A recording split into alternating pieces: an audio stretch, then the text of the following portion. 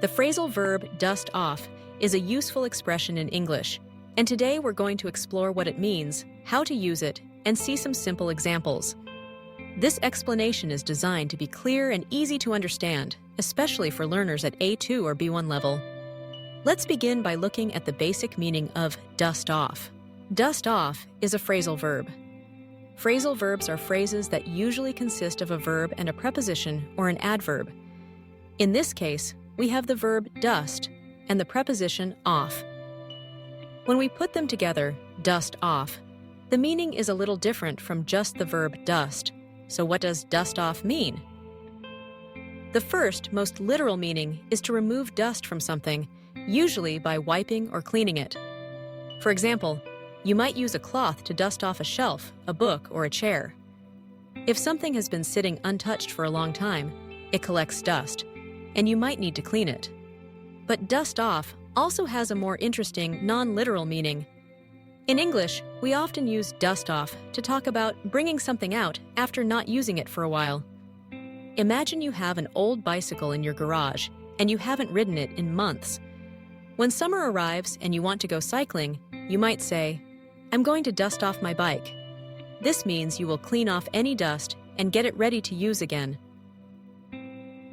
Now, we also use dust off for things that are not physical objects. For example, you can dust off a skill or an activity. Suppose you used to play the piano years ago and haven't played since. If you decide to play again, you might say, "I'm going to dust off my piano skills." Here, dust off means you are going to practice and use those skills again after a long time.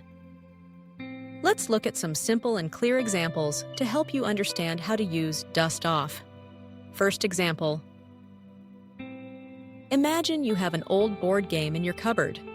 You and your friends want to play it again. You could say, "Let's dust off the board game and play tonight." This means you will take it out, clean it if needed, and use it after not playing for a long time. Second example. Maybe you have a pair of running shoes that you haven't worn for months. Now you want to start jogging again. You can say, "I need to dust off my running shoes." This means you will get your shoes out, clean them if necessary, and use them again. Third example. Suppose you used to speak Spanish but haven't practiced for years. Now you want to start learning again.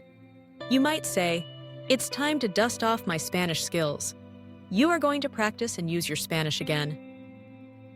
Fourth example. Sometimes we use dust off for plans or ideas. Imagine your company had a project idea last year, but they didn't finish it. Now they want to work on the project again. Someone might say, "Let's dust off the old project and see if we can make it work this time."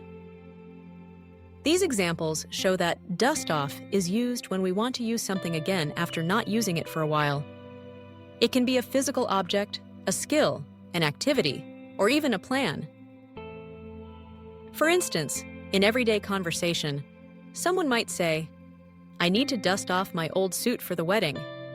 This means the person hasn't worn the suit in a long time and will clean or prepare it to wear again. Or, you might hear, "The band decided to dust off some of their classic songs for the concert." In this case, the band will play songs they haven't played in a long time. Let's practice understanding the context. If you hear someone say, "I'm going to dust off my tennis racket," what do they mean? They probably have not played tennis for a while, and now they are going to get their tennis racket out, clean it, and play again. If your teacher says, "We're going to dust off our grammar books," that probably means you will review and use your grammar books again after not using them for some time. As you can see, dust off is a flexible phrasal verb that helps you talk about returning to something you haven't used or done in a while. It's a handy phrase for both everyday and more formal situations. Now, let's quickly review the main points. Dust off means to clean something by removing dust, but more often, it means to use something again after a long period of not using it. You can dust off physical things like books, clothes, or tools. You can dust off skills, activities, ideas, or plans. Using dust off in conversation shows that you are returning to something from the past and getting it ready for use again. Here are a few more examples to help you remember. Before the party, I need to dust off my old records so we can listen to them. I think it's time to dust off my cooking skills and try a new recipe. Since the weather is nice, let's dust off the barbecue grill. Finally, try to notice dust off when you read or listen to English. The more you see it in context, the easier it will be to use it yourself. Remember, phrasal verbs like dust off are important for sounding more natural in English. With practice, you will be able to use dust off confidently in your own conversations, whether you are talking about cleaning, skills, or activities that you're ready to start again. So, next time you want to return to an old hobby, skill, or object, remember to dust off and enjoy using this useful phrasal verb.